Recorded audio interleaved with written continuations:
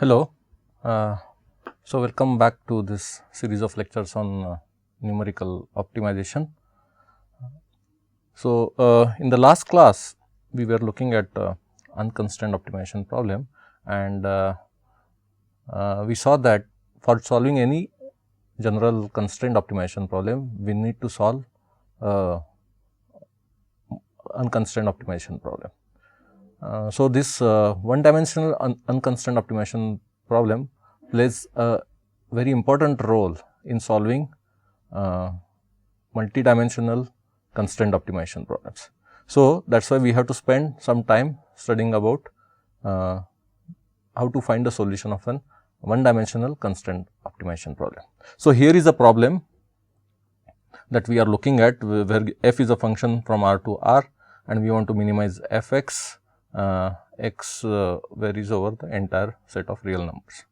And in the last class we looked at the necessary and sufficient conditions for a local minimum. So, the necessary conditions are the conditions which are satisfied by every local minimum, and sufficient conditions are the ones which guarantee a local minimum. Now, if the function f is sufficiently smooth, then we saw that it is easy to characterize a local minimum. We also saw the definition of a stationary point in the last class, where we defined a stationary point for a continuously differentiable function f to be a point where the derivative of the function vanishes. So, it is this stationary point that we will be interested in if a function is differentiable. So, if we want to find out the stationary point, we have to equate the derivative of a function to 0. So, this is the example that we saw last time, that if we consider a function x minus 2 square and if you want to minimize this. So, we first find out f dash x and equate it to 0, and that gives us the minimum, and then we check the second derivative and it is greater than 0. So, we can say that x star is a strict local minimum. Now, in general, for any nonlinear function, it may not be always easy to find out the stationary point like what we have got here. For example, if we consider a function f x is equal to x square plus e to the power x, which is shown here, then the derivative is 2x plus e to the power x, and if we equate it to 0, we cannot get a closed form solution for x. So, we need an algorithm to find out to find the x which satisfies g x equal to 0. So, in today's class, we are going to look at some of those algorithms. Now, remember that we are looking at one dimensional optimization problem. So, there are different methods which can be used to solve this one dimensional optimization problem. So, they can be divided into different categories. So, one set of methods are called search methods. So, these methods are derivative free methods. So, one looks at the function values at different places in the interval and then tries to find out tries to reduce the interval of uncertainty and so on. The other set of methods are called approximation methods. They are based on derivative information. So, it could be either a first derivative or second derivative. And then another set of method exists which are called inexact methods. So, in which case we are not really worried about finding the exact solution of a given one dimensional optimization problem. So, this will be important when we have to solve one dimensional optimization problem many times. So, every time going towards the exact solution does not make sense. So, one has to resort to inexact methods. So, we will study inexact methods sometime later in this course, but in this class we will study the derivative free methods and derivative based methods. So, to understand these methods, we need the notion of unimodal functions. So, let phi be a function from R to R, and let us consider the problem to minimize phi x over R. Let us also assume that x star be the minimum point of phi x and it belongs to the closed interval a to b. Now, here is a definition of a unimodal function. The function phi is unimodal if we have two points x1 and x2 in the closed interval a to b, where x1 is less than x2, then x2 less than x star implies phi x1 greater than phi x2. So, what it means that x1 and x2 both lie on the left side of x star. In such a case, the function is strictly decreasing on the left side of x star, and if x1 is greater than x star, so that means x1 and x2 both lie on the right side of x star. So, on the right side of x star, the function is strictly increasing. So, this is the definition of a unimodal function. So, let us now see how these unimodal functions look like. So, here are some examples of unimodal functions. So, AB is the interval in which the minimum of the function lie. So, here B is nothing but x star in the right panel. Now, if you look at the left panel, and this is the minimum of the function in the interval AB. So, you will see that on the left side the function is strictly decreasing, and then on the right side of x star the function is strictly increasing. Similar is the case in the figure on the right side. So, on the left side of x star the function is strictly decreasing, and then x star being a end point of that interval, there is nothing on the right side of x star. So, these unimodal functions function assumption will be used in most of this lecture, except the last method, which is Newton method. Okay. So, with this definition of unimodal functions, we will now start looking at the derivative free methods. So, as the name suggests, these methods do not use any derivative information of a function. It just tries to use the function value at different points in a given interval. So, we are again considering an unconstrained optimization problem, trying to minimize f of x belongs to R, and here are some methods that we are going to discuss. There exists many other methods as well, but we will restrict ourselves to these three methods, which are quite practical methods. So, one method is the dichotomous search method, the other one is Fibonacci search method, and then the limiting case of Fibonacci search method is called a golden section search method. Now, all these methods, they require a given interval of uncertainty AB, which contains the minimum of f, and we also assume that f is unimodal in the closed interval AB. Right. So, the idea is that we start with some interval of uncertainty AB and try to reduce the length of that interval as the iterations progress, so that finally we reach the close to the solution. This interval of uncertainty is also called bracket. So, we have to ensure that the minimum of the function f always lies in the bracket, and then keep on reducing the bracket such that the minimum gets always gets trapped in the bracket, and finally, we reach the actual minimum of f.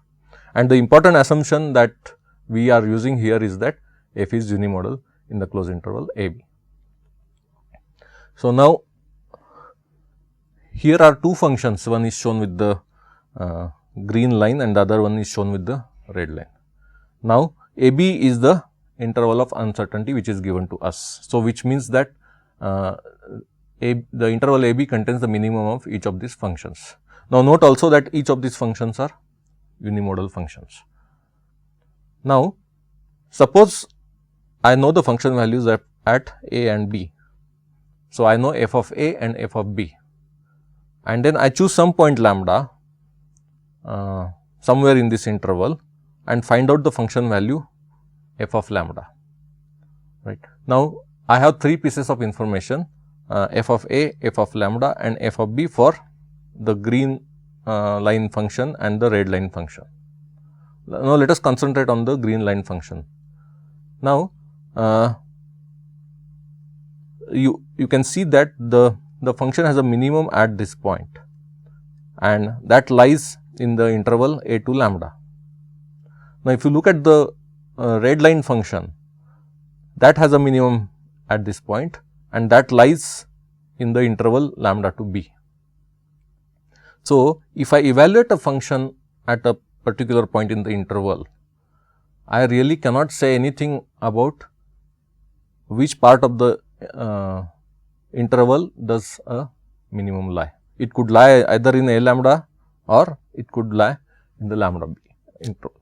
So, function values at 3 points are not enough to reduce the interval of uncertainty. Remember that we always have to reduce the interval of uncertainty in every iteration.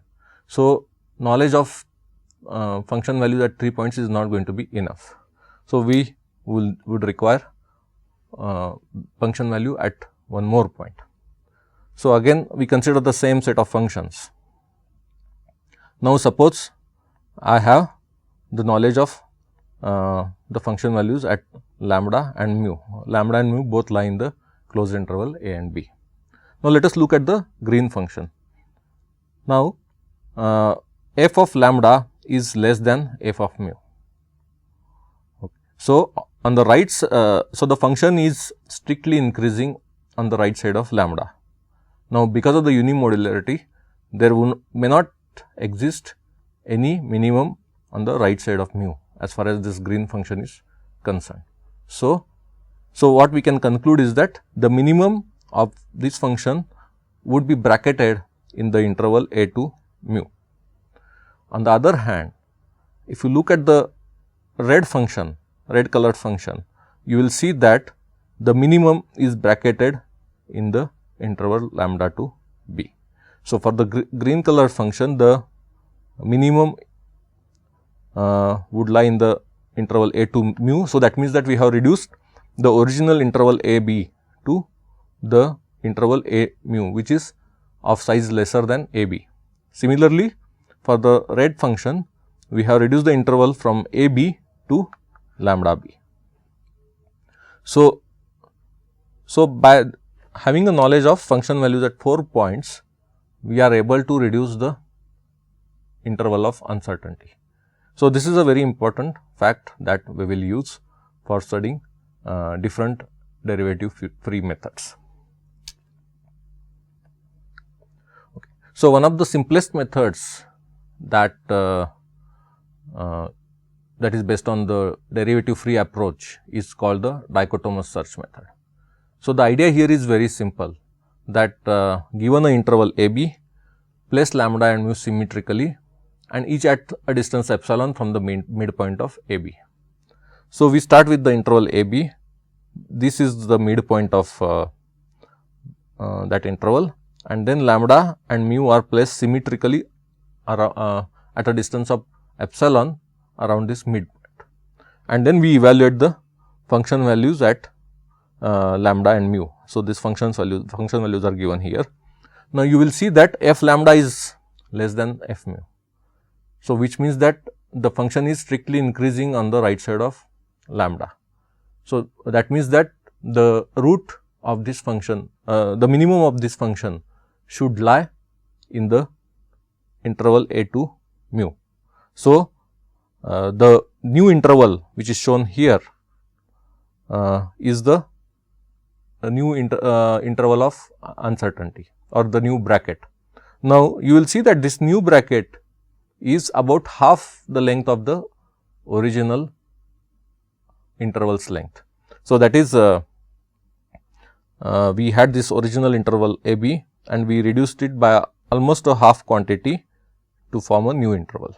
Now, if we restrict ourselves to the interval a to mu, then again we have to do the same procedure. We find out a midpoint of this, which is shown by the middle line, and then lambda and mu are placed around it at the distance of epsilon, and then the function values are evaluated. You will see that f lambda is less than f mu.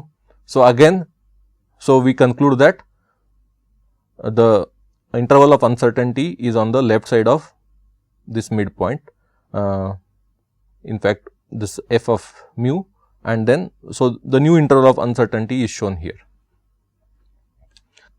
So, you will see that every time we are trying to reduce the interval of uncertainty by half. So, using this procedure, one can find the minimum to a reasonable accuracy. Now, one important point to note is that in every iteration, we do two function evaluations. So, one is f lambda and the other one is f mu, and similar thing is done here, right. So, every iteration of dichotomous search requires two function evaluations, and sometimes this number of function evaluations may turn out to be expensive. So, one has to be careful about using the dichotomous search. Anyway, it is a very simple method and very easy to implement. So, here is a simple algorithm which implements dichotomous search method. So, we are given initial interval of uncertainty a b, and we start with the initial iteration k equal to 0.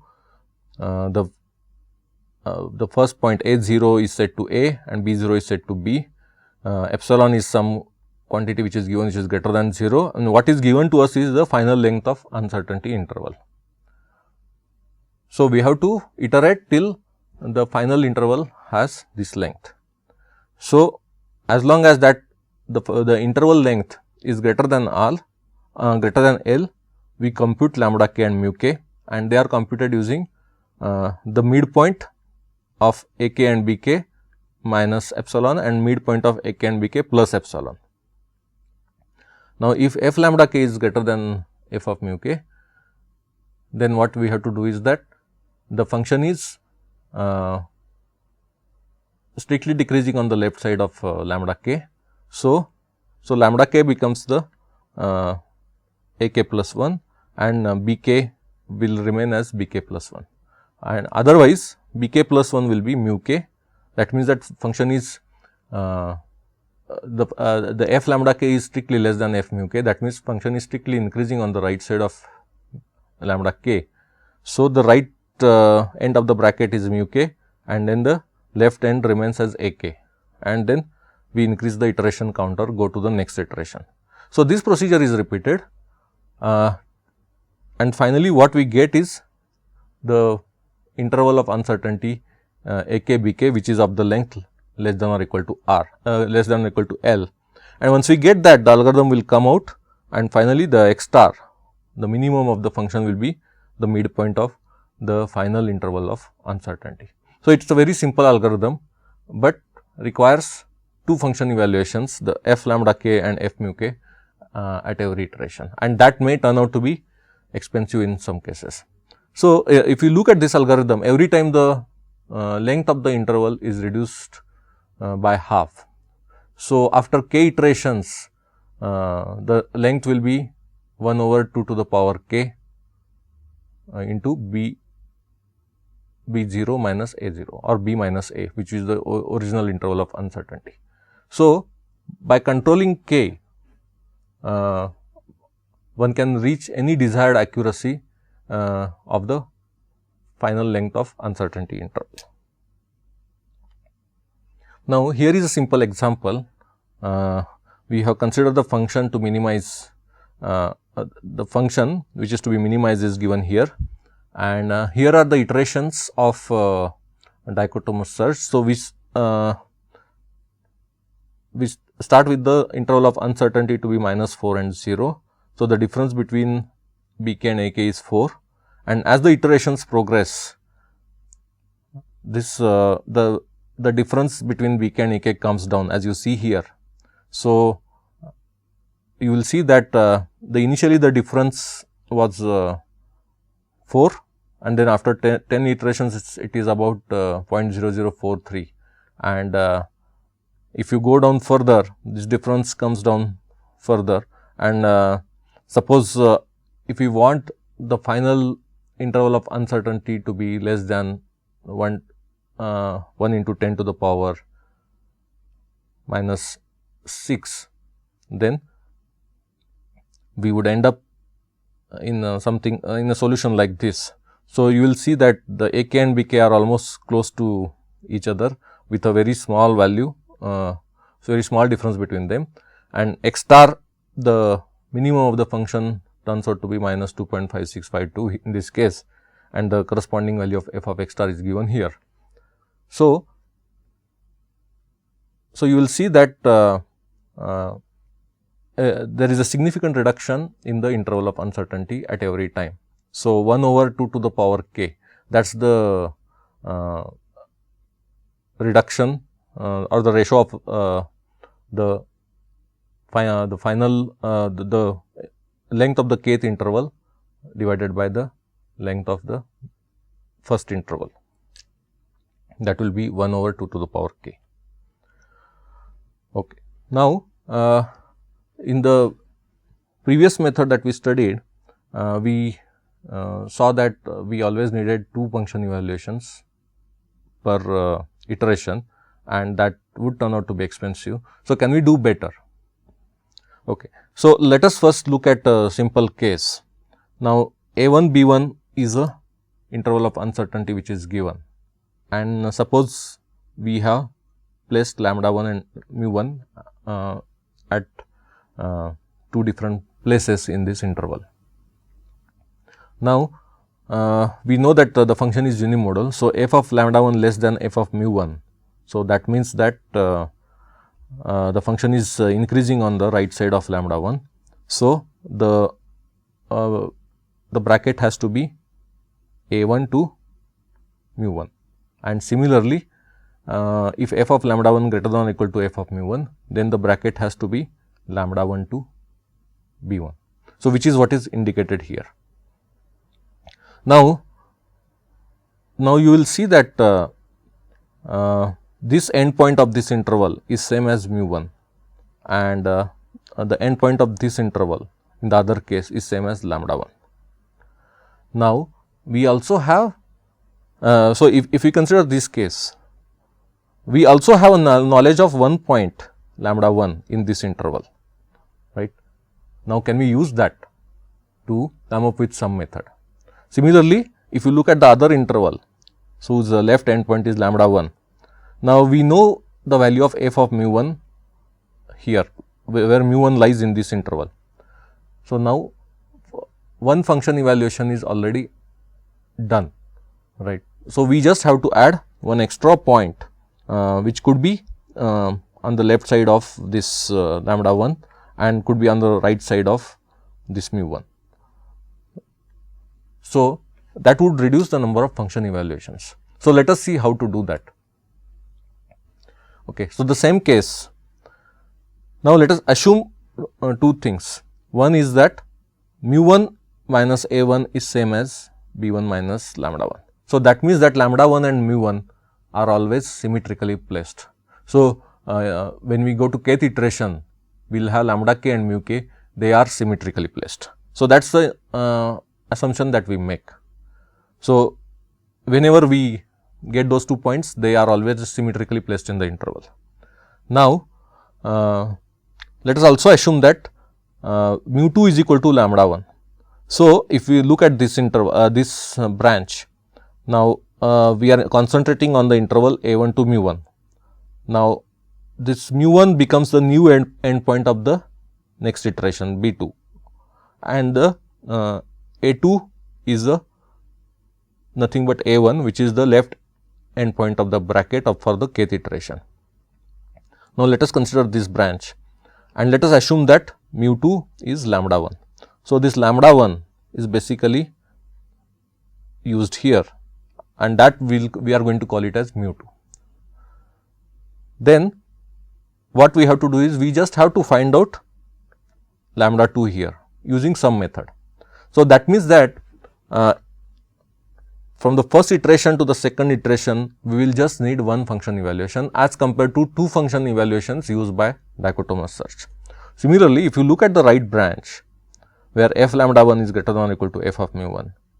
Now, the left bracket of this is obtained using lambda 1. So, a2 is set to lambda 1, the right bracket remains as b1. So, b2 is b1. Now, what we do is that this mu 1 which was earlier available, we will call it as lambda 2. Now, the function value at lambda 2 is known, because the function value of mu 1 is known. Now, our aim is just to get mu 2, right. So, which means that it will require one function evaluation. So, from the second iteration onwards, so in the first iteration we will need both lambda 1 and mu 1, the 2 function evaluations, but the second iteration onwards we will need only one function evaluation if we cleverly choose our lambda 2 or mu 2 depending upon the case, and that is what we will see now how to do that. Okay. Now, so we started with lambda 1 mu 1, let us assume that f of lambda 1 is less than f of mu 1. Now, f of lambda 1 less than f of mu 1 means that our new bracket will be a 1 to mu 1. So, b 2 which is the right end of the bracket is mu 1 and a 2 is same as a 1, then lambda 1 became mu 2 and suppose we have a way to find out lambda 2. So, then the function evaluation of f of lambda 2 is done. Now, suppose f of lambda 2 also is less than f of mu 2.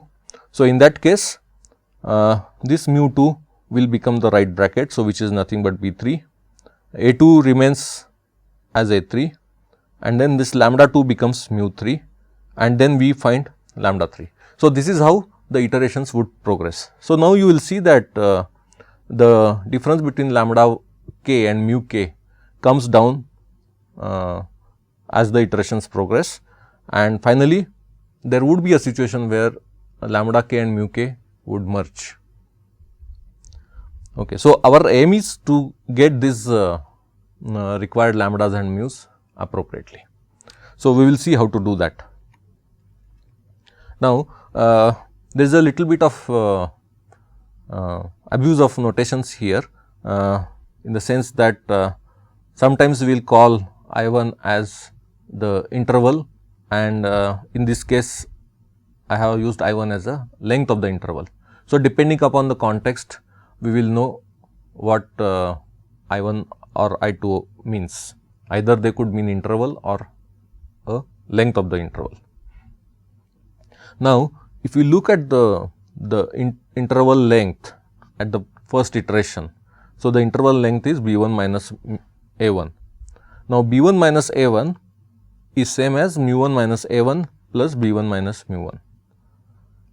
So, mu1 minus a1, assume that f of lambda 1 is less than f of mu1. So, that means that a1 to mu1 is the interval length at the second iteration. So, mu1 minus a1 is I2 and that is added to b1 minus mu1.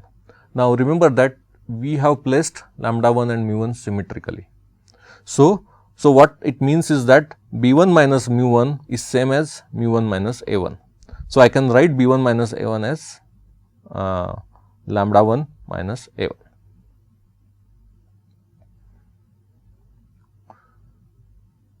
Now, let us go to the second step. Suppose we find out lambda 2, because we already have got mu 2 that is equal to lambda 1. Now, suppose we have found mu 2 and f of lambda 2 is less than f of mu 2, then we find out that we are interested in the interval a2 to mu 2. Now, this b 3 is nothing but mu 2 and mu 3 is nothing but lambda 2 and we find lambda 3. So, you will see that the interval length I2 is nothing but b2 minus a2 and that one can calculate to be I3 plus b2 minus mu 2. So, I3 plus b2 minus mu 2. Now, if we look at I3, how is I3 derived? I3 is derived from B3 A3 to B3 interval. So, the length of interval I3 is B3 minus I3 and B3 minus I3 A3 is same as mu 2 minus A2. So, B3 minus A3 is same as mu 2 minus A2 because we have got this interval based on this condition, and mu 2 minus A2 because of the symmetry is same as lambda 1 minus A1. So, what we can see is that I1 can be written as I2 plus I3. So, this is a very important observation that we have made here, that the length of the interval, the first interval is the sum of the lengths of the second interval and the interval obtained at the third iteration. So, you will see that this is I1 and then I2 is nothing but A1 to mu 1, and since lambda 1 and mu 1 are symmetrically placed. So, A1 to mu 1 is same as lambda 1 to B1 and this A1 to lambda 1 is same as A3 to B3.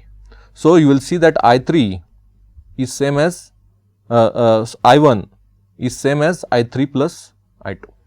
So, this is a very important observation that we are going to use now. So, we have this I1 is equal to I2 plus I3.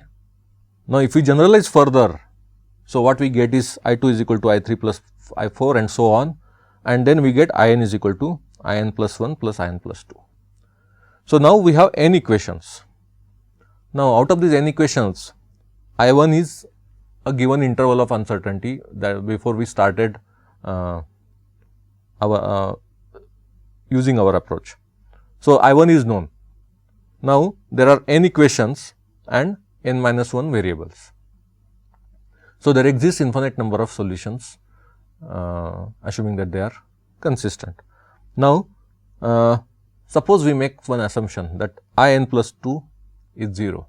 So, that means that after n plus 2 iterations, the length of the interval is going to vanish. So, let us make this assumption that after n plus 2 iterations, the In plus 2 will be equal to 0.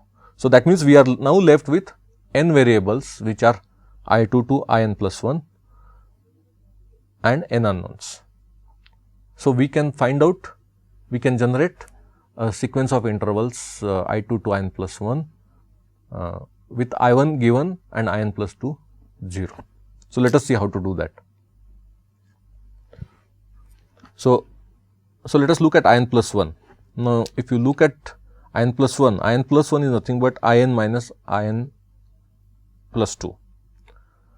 So, In minus In plus 2 is nothing but In plus 1, and we know that In plus 2 is going to be 0. So, that is nothing but In. So, In plus 1 is equal to 1 into In. Now, if we go further, let us write down In. So, In is nothing but In plus 1 plus In plus 2. Now, In plus 2 is 0 and In plus 1 that we have already seen, that is In. So, In is nothing but In plus 1, that is nothing but 1 In. Now, one step further. So, let us look at In minus 1. So, In minus 1 is In plus 1. Now, you will see that In plus 1 is 1 into In is 1 into In. So, In minus 1 will be 1 In plus 1 In, that is nothing but 2 In. So, what we have done is that we have started with In plus 1 and In, and then we can now find out In minus 1. So, what it means is that at the n minus 1th iteration, the interval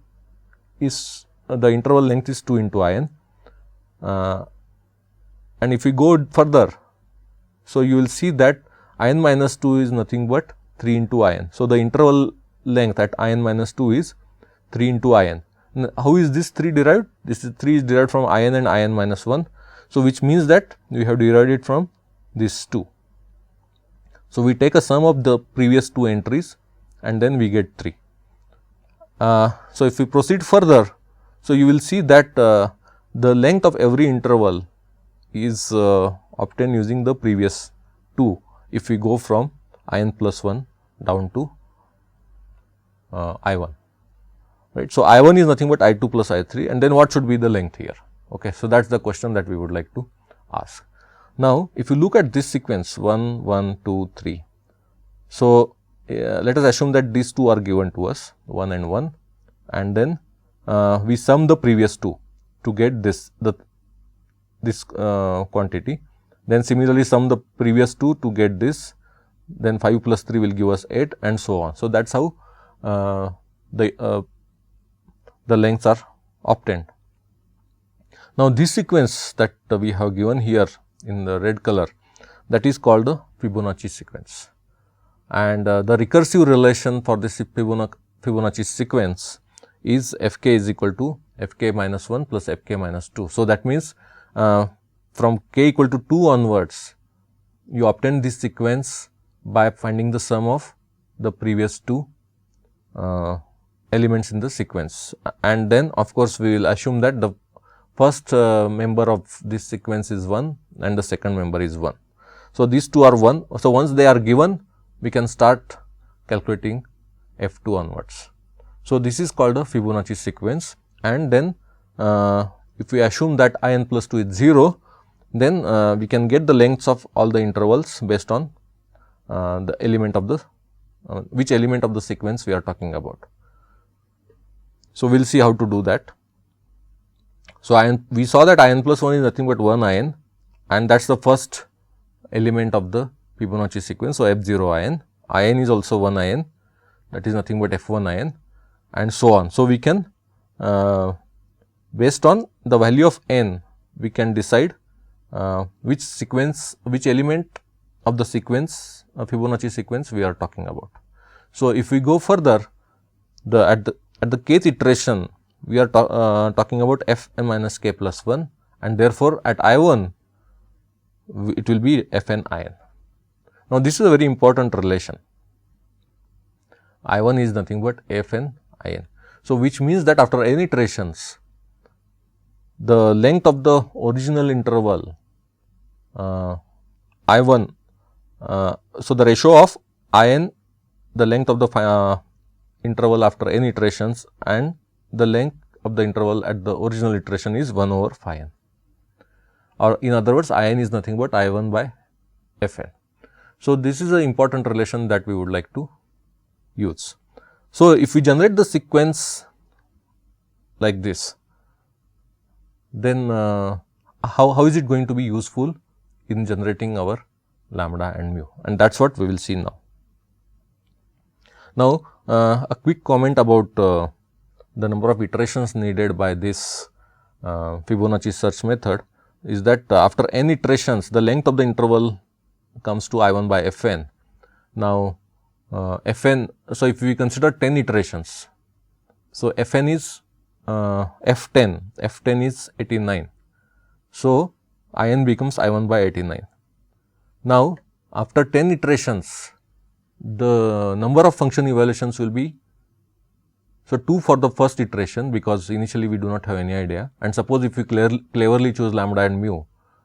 So, then for the remaining 9 iterations, we will require 9 function evaluations. So, in all we will require 2 plus 9, that is 11 function evaluations, and in 11 function evaluations we were able to reduce the length of the interval by about to about 1%.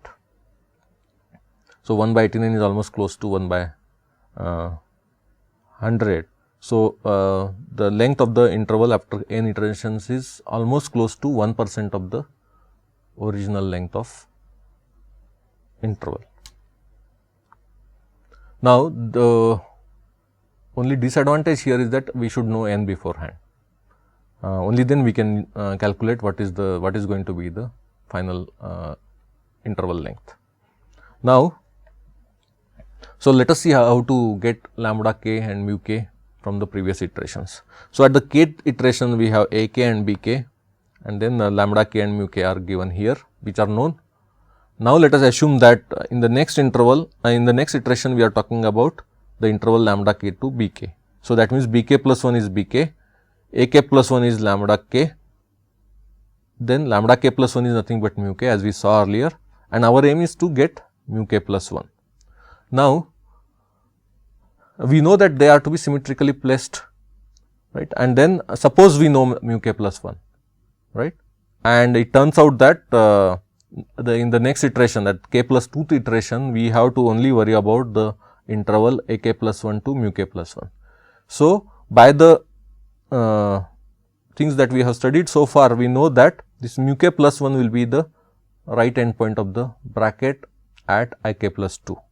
So, if I can get the interval length at the k plus 2 iteration, right, then what I can do is that I can add that interval length to get mu k plus 1, and since they are symmetrically placed, mu k plus 1 minus a k plus 1 will be same as b k plus 1 minus lambda k plus 1.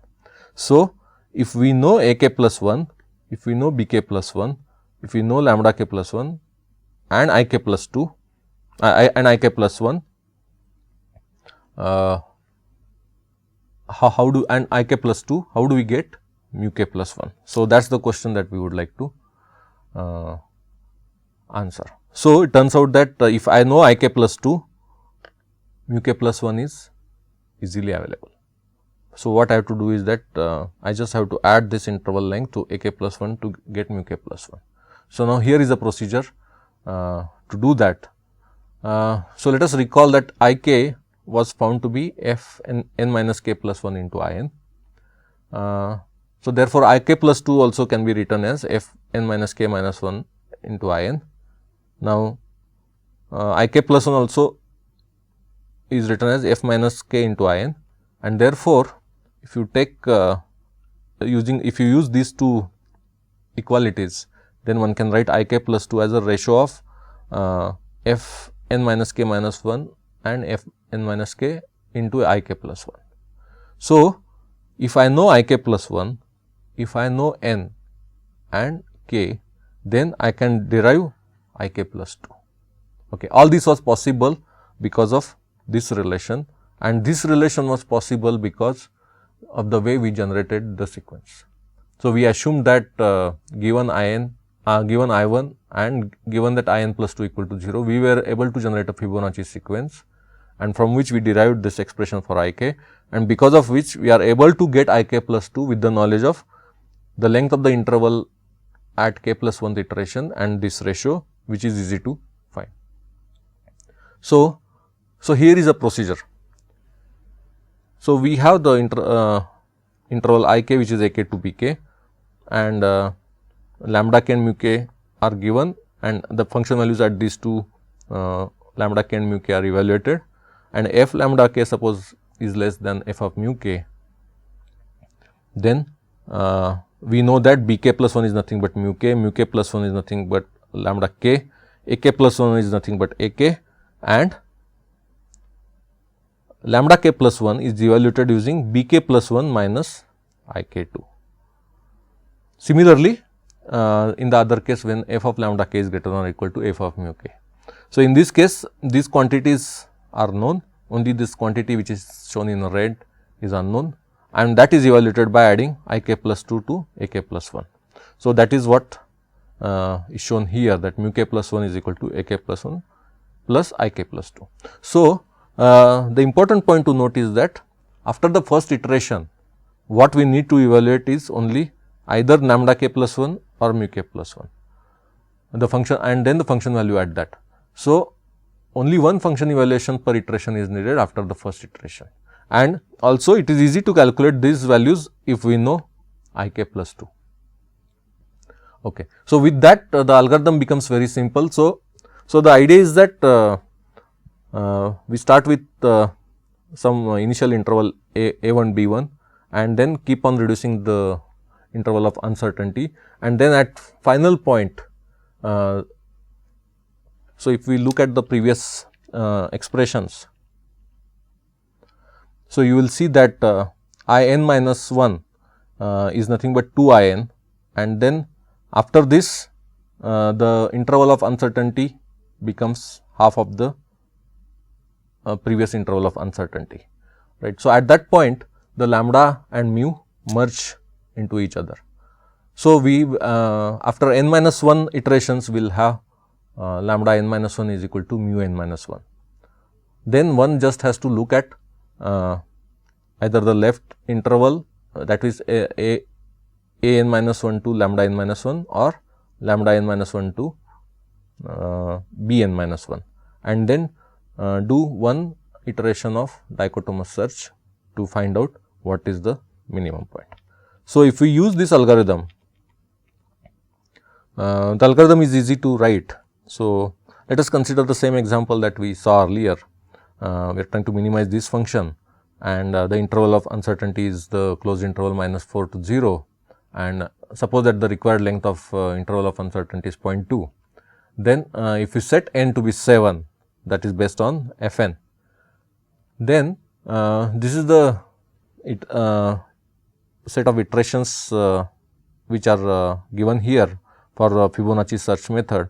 So, you will see that the length of the uncertainty interval, which was 4 initially, after 7 iterations it came to 0.14, and then one has to use the appropriate method, one iteration of dichotomous search after n minus 1 iterations, and that will give us the final minimum of the function up to certain accuracy.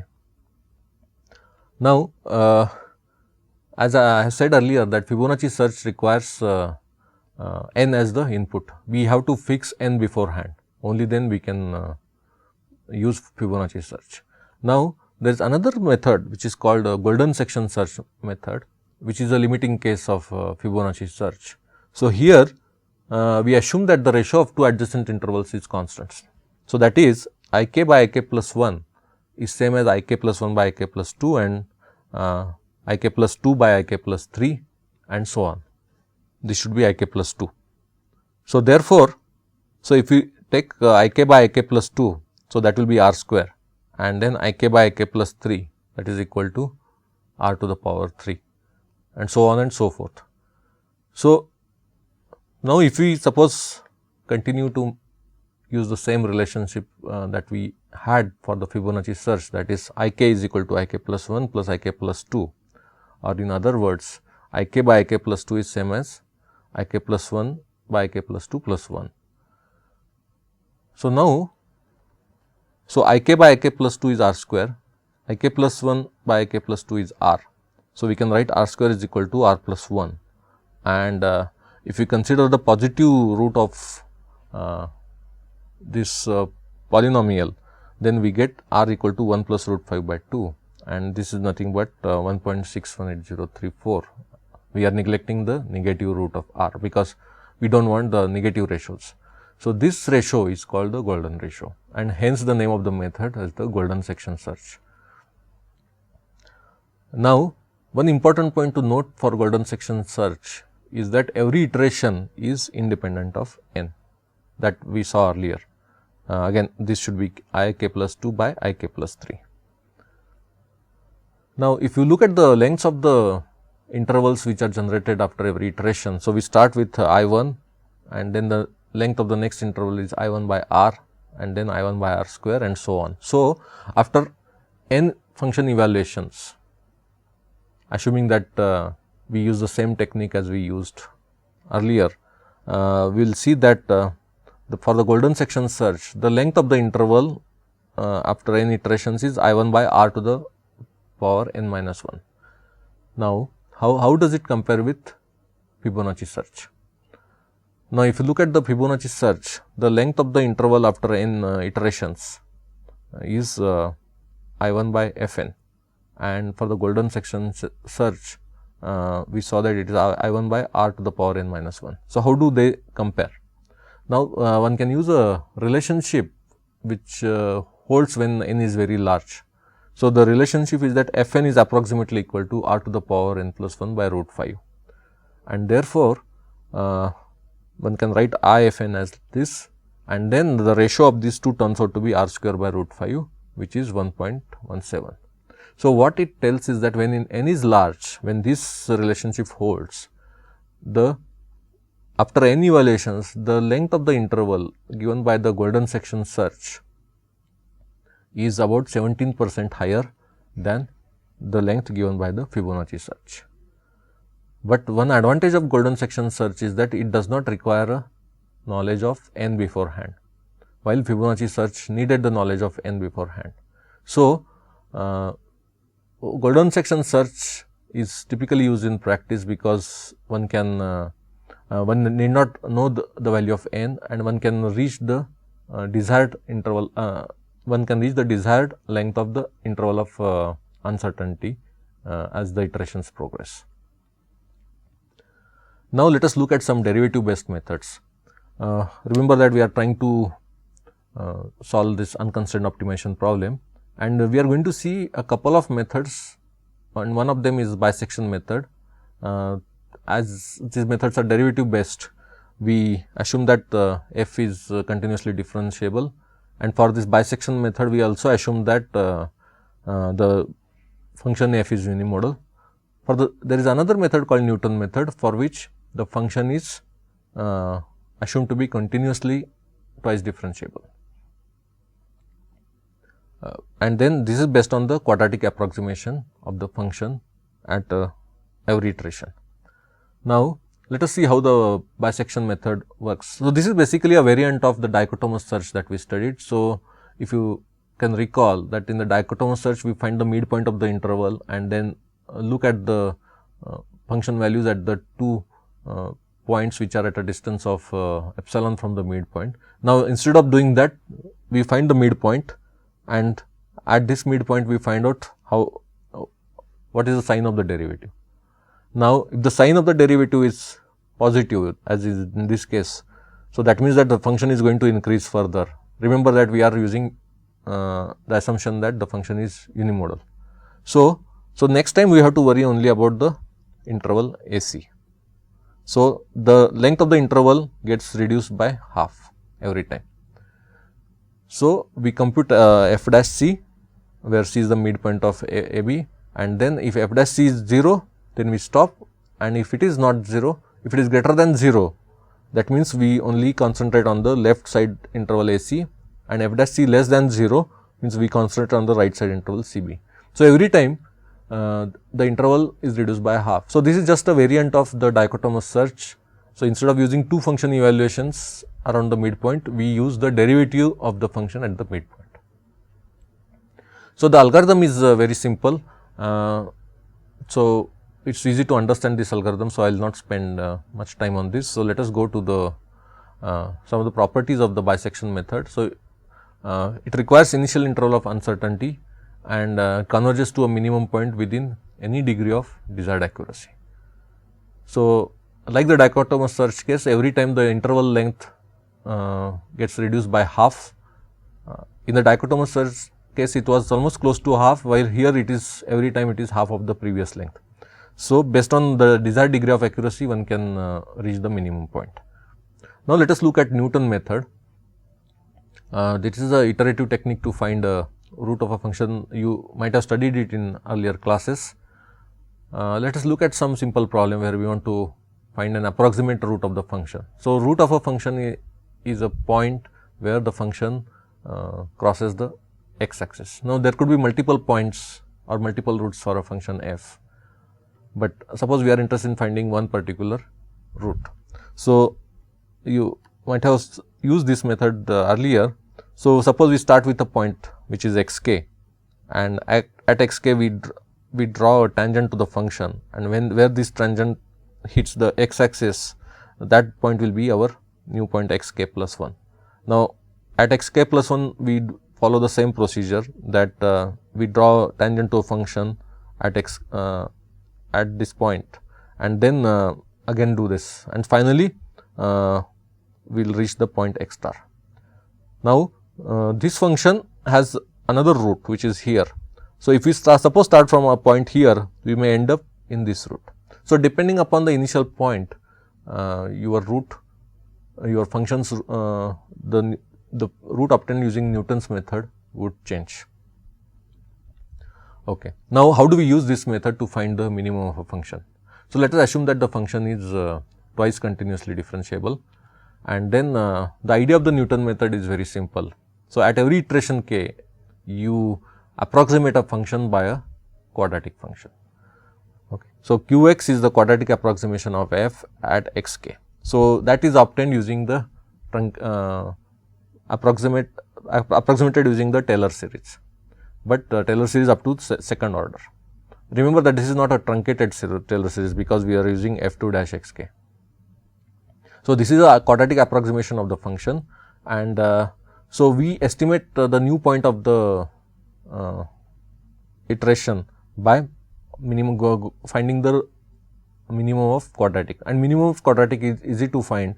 We just take the derivative and equate it to 0, that will give us the minimum. So, here is the derivative q dash x plus 1 is nothing but this, that is equated to 0, and that gives us xk plus 1 is equal to xk minus f dash xk by f2 dash xk. Now, the same procedure is again repeated, that you go to a new point, again find the quadratic approximation of the function and go to the minimum of that quadratic approximation and repeat. So, this is the Newton method for finding the minimum of a function. So, it is very simple that we start with some initial point, and as long as the gradient is within is greater than the desired epsilon value.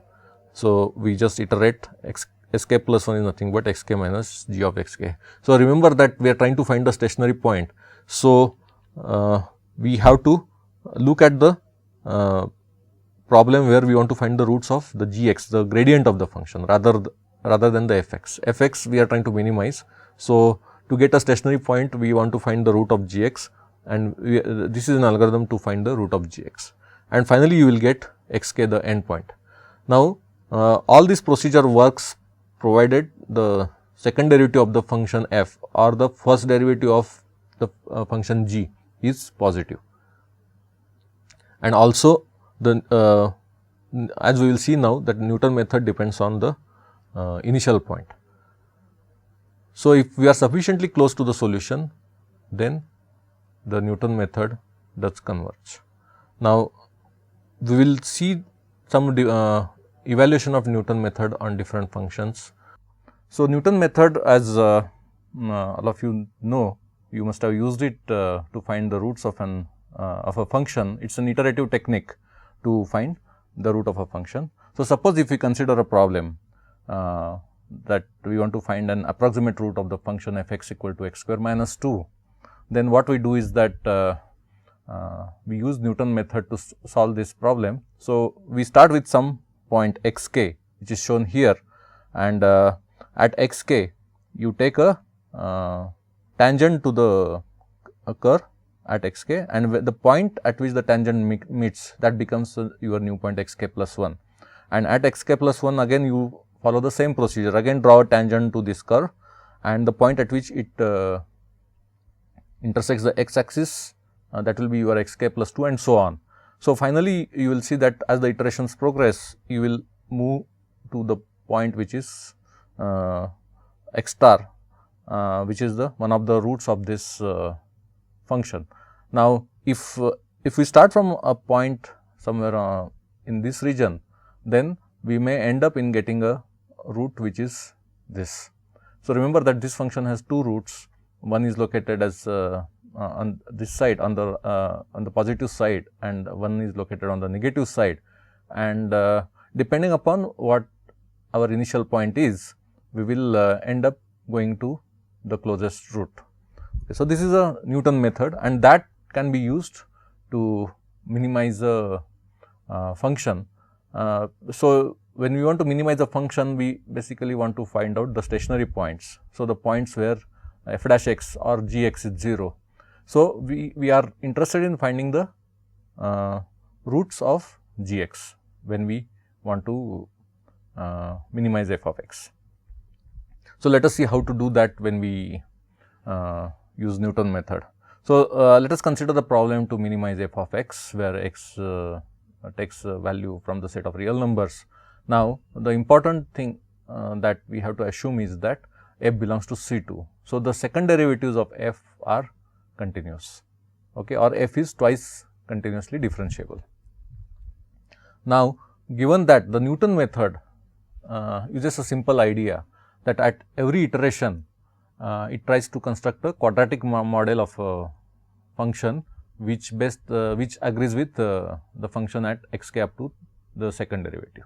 So, if at x k, if we can find out f dash x k and f 2 dash x k, then we can construct a quadratic model of the given function at x k. Now, given this quadratic model, then the Newton method simply finds out the minimum of this quadratic function. Okay. So, to find the minimum of this quadratic function, what we have to do is that we have to take the derivative of this with respect to derivative of q x with respect to x, equate it to 0, and estimate the new point x k plus 1. So, q dash x k plus 1, if we calculate, you will see that q dash x k plus 1 is nothing but f dash x k plus f 2 dash x k into x minus x k. Now, at x k plus 1, this derivative of q should vanish, right. So, that means that f dash x k into f 2 dash x k, f dash x k plus f 2 dash x k into x k plus 1 minus x k is 0. So, from this we can get a formula for x k plus 1. So, given x k and given the first derivative of the function and the second derivative of the function at x k, then xk plus 1 can be calculated as xk plus 1 is nothing but xk minus f dash sk divided by f2 dash xk. Of course, we have to assume that f2 dash xk is non-zero in this case, so that this division makes sense. Now, this procedure is repeated at xk plus 1, again we form a quadratic model at xk plus 1 and so on till some stopping criterion is reached. So, here is a simple algorithm for Newton method. Remember that we are trying to minimize f of x, where f is f belongs to C2, and we are interested in finding the roots of gx, and gx is nothing but f dash x. Now, the first step in the Newton method is to initialize the point x0. So, one can randomly choose the initial point x0, then some epsilon, which is going to be used for deciding the stopping criteria, and set the iteration number to 0. Now, while the gradient of the function at xk, the absolute value of the gradient is greater than epsilon. So, that is where this epsilon is used. So, one does one iteration of Newton method, where one finds xk plus 1 based on xk and f dash xk, which is nothing but g of xk, and f2 dash xk, which is nothing but g dash xk. And then the iteration counter is increased, and then the whole process is repeated till the absolute value of the gradient at xk is less than or equal to epsilon. And the output of this algorithm, when the algorithm terminates, what we get is xk, and f of xk is the optimal objective function value. Now, the algorithm looks very simple, but a lot depends on your initial point. As we will see some examples now, that if the initial points are far away, then this method will Newton method will not converge. And the second point that is important is that the g dash xk should always be positive, only then the minimization will make sense. If g dash xk turns out to be 0, then this division is not possible, and g dash xk turns out to be negative, then the we may not be able to solve this problem, minimize f of x. So, one has to be careful about these two points. So, some remarks that if we start with an arbitrary initial point, the Newton method does not converge to a stationary point. So, this is an important remark, and if we start sufficiently close to a stationary point, then the Newton method converges. And this method is useful only when g dash xk is greater than 0. That means that the curve has a positive curvature at every point. Now, let us see how the Newton method works on different problems. So, let us take the same problem that we considered earlier to minimize a function which is shown here, and its derivative gx, that is f dash x, is also shown here, and we are interested in finding the roots of this function gx. Now, here is a graph of that function gx, and you will see that one of the roots is of that function is somewhere here. Now, if we choose x1 somewhere in the vicinity of that root, so you will see that from x1 we go to x2, which is very close to the root here, and then so on. So, after few iterations, the algorithm will converge to the actual x star. Now, for the same function, now if we start with a different initial point.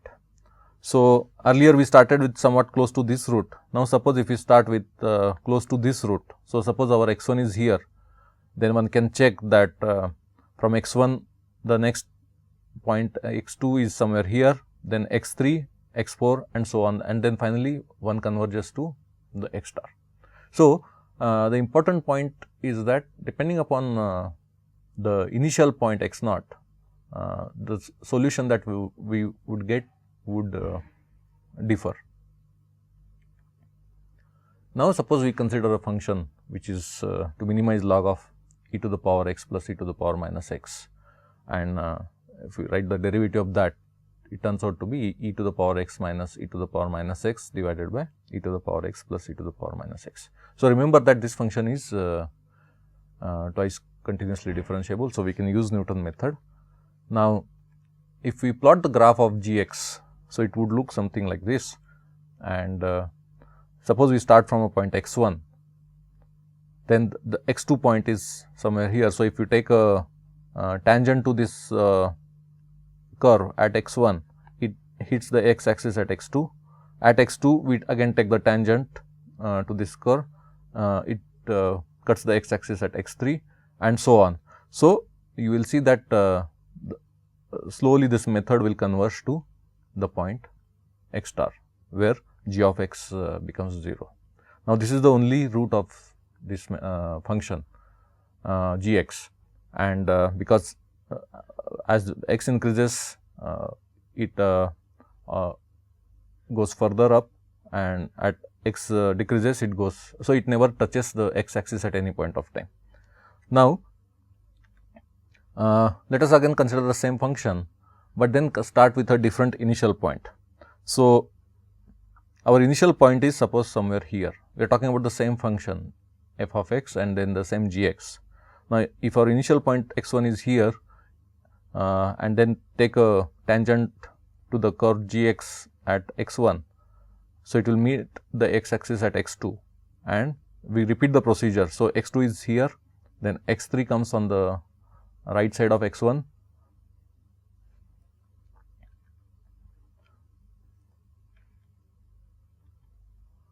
x3 becomes on the right side of x1, then x4 is again on the left side of x2, and now you will see that x5 has gone much beyond x3, and now the algorithm does not have any hope to converge to this point. So, you will see that at every iteration, because our initial point was such that we tended to move away from the stationary point, and you will see that after x5 it will be difficult to again come back to this. So, this algorithm will not converge if we start with this particular x1. So, Newton method is very sensitive to the initial point, and if we start sufficiently close to the solution, only then there is a chance that it will converge. So, so with this I will end up my discussion on one dimensional unconstrained optimization algorithms. Later on we will come back to multidimensional unconstrained optimization problems, where these one dimensional unconstrained optimization algorithms are useful. But before we move on to that, let us start with a new topic which is convex sets.